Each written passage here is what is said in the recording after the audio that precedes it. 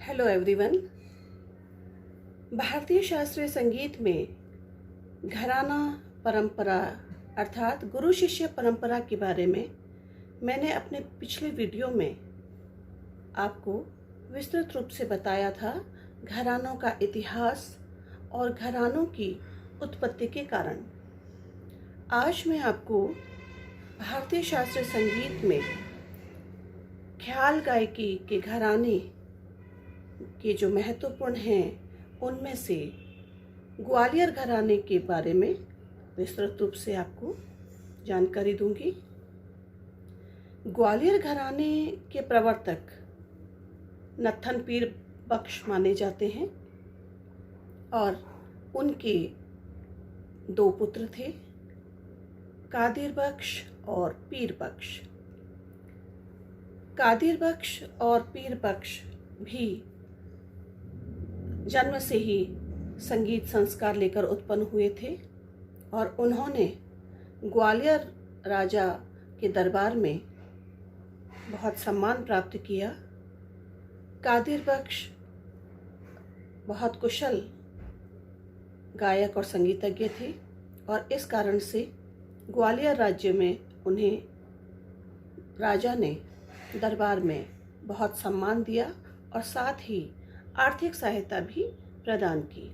साथ ही पीर बख्श भी अत्यंत कुशल संगीतज्ञ थे, गायक कलाकार थे और उन्हें भी ग्वालियर राजा के जो दूसरे राजा थे जनकोजी के दरबार में उन्हें भी बहुत सम्मान प्राप्त हुआ। कादिर बख्श के 3 पुत्र थे, हस्सू खां, हद्दू खां और नत्थू खां। पीर बख्श के कोई भी संतान नहीं थी, इसलिए उन्होंने कादिर बख्श के जो तीसरे पुत्र थे नत्थू खां उन्हें गोद लिया और इस प्रकार से हस्सू खां के भी 2 पुत्र हुए, गुले इमाम खां और मेहंदी हुसैन खां। हद्दू खां के भी 2 पुत्र हुए, रहमत खां और मोहम्मद खां।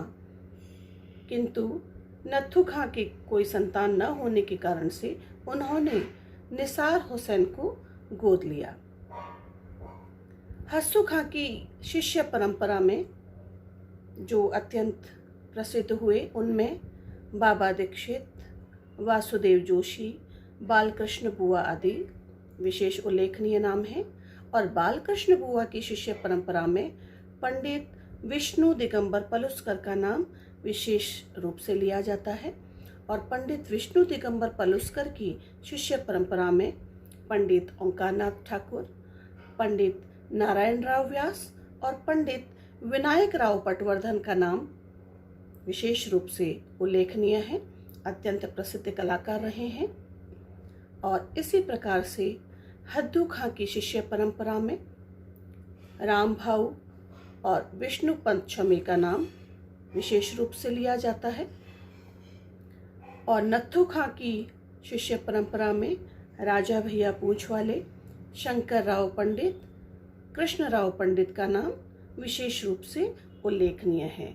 तो ये इस प्रकार से ग्वालियर घराने की जो शिष्य परंपरा थी, गुरु शिष्य परंपरा और जो एक परंपरा थी वो इस प्रकार से रही है कि उनके पहले पुत्रों के जो शिष्य रहे उनके नाम और इस तरह से ग्वालियर घराने की शैली को जिन्होंने आगे चलाते रखा वो ये परंपरा इस प्रकार से थी।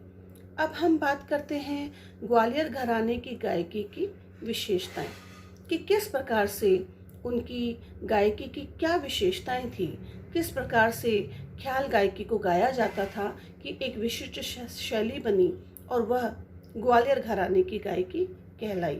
वो इस प्रकार से थी कि ग्वालियर घराने की जो गायकी है उसमें स्पष्ट स्वरों के साथ गायन का प्रदर्शन किया जाता रहा है और इस घराने की गायकी ख्याल गायकी में ध्रुपद अंग है उसका प्रयोग अधिक होता है।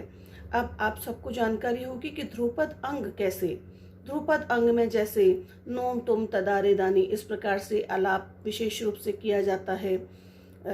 भक्ति से पूर्ण अधिक प्रयोग किए जाते हैं। और उसके अलावा भी जो ध्रुपद अंग से जो एक गाने का तरीका होता है, उस गाने के तरीके को ग्वालियर घराने की ख्याल गायकी में अपनाया गया। तो इस प्रकार से ये कहा जाता है कि ग्वालियर घराने की ख्याल गायकी में ध्रुपद अंग का प्रयोग अधिक किया जाता है और साथ ही गमक के प्रयोग पर विशेष बल दिया जाता है। जब उसमें आलापचारी या तानों का प्रयोग या किया जाता है, जब भी ख्याल गायकी में, तब गमक का प्रयोग विशेष रूप से किया जाता है। साथ ही जब ग्वालियर घराने की ख्याल गायकी में आलाप का प्रयोग किया जाता है, तब आलाप में मींड का प्रयोग अधिक किया जाता है। मींड का किस प्रकार से लेते हैं वो भी मैंने अपने पिछले वीडियो में आप सबको विस्तृत रूप से बताया था। तो ग्वालियर घराने में भी यह एक विशेषता है कि उनके आलाप है, उनमें मींड का प्रयोग उस घराने के जो गायक कलाकार हैं उनके द्वारा विशेष रूप से लिया जाता है।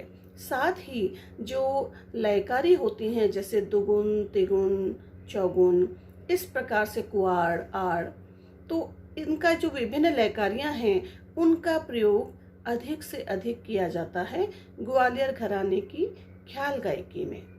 साथ ही इसमें गायन में जो लयकारी हैं, ये दुगुन, तिगुन, चौगुन, इसको गाकर एक चमत्कार उत्पन्न किया जाता है और चमत्कार उत्पन्न करके उस घराने की गायकी, ख्याल गायकी को एक अलग रूप दिया जाता है। साथ ही इसमें जो ताने ली जाती हैं उनमें सपाट तानों का प्रयोग, जैसे आरोह अवरोह होते हैं, उस प्रकार से सपाट तानों का प्रयोग किया जाता है।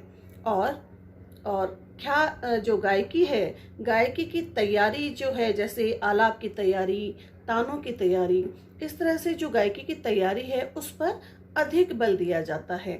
साथ ही इसमें ख्याल गायकी में अंत में तराने का भी मतलब गायकी, तराने को भी गाया जाता है कि अंत में जब ग्वालियर घराने के जो गायक कलाकार हैं जब ख्याल गायकी का प्रदर्शन करते हैं मंच पर, तो उसके बाद में ख्याल गायकी को गाने के बाद तराना अधिकतर गाना पसंद करते हैं। तो यह भी एक ग्वालियर घराने की गायकी की एक विशेषता है कि वे जो गायक कलाकार हैं ग्वालियर घराने के, वे ख्याल गायकी के बाद तराना गाते हैं। तो इस प्रकार से तराने की तैयारी पर भी एक विशेष बल दिया जाता है, विशेष प्रयोग किया जाता है।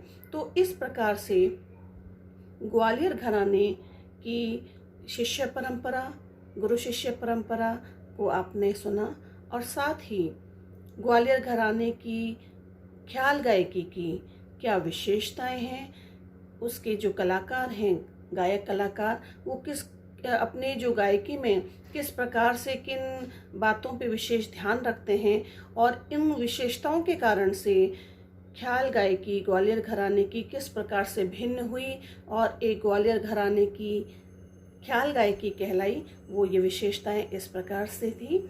आप उसे जब भी किसी ग्वालियर घराने के गायक कलाकार का आप सुने, तब आप ध्यान से सुने कि उनमें ये सभी विशेषताएं पाई जाती हैं जो अभी आपने सुनी। मैं अपने अगले वीडियो में जो ख्याल गायकी के दूसरे अन्य घराने हैं उनकी विशेषताओं और उनकी गुरु शिष्य जो परंपरा है उसके बारे में आपसे विस्तृत रूप से चर्चा करूंगी। Thank you.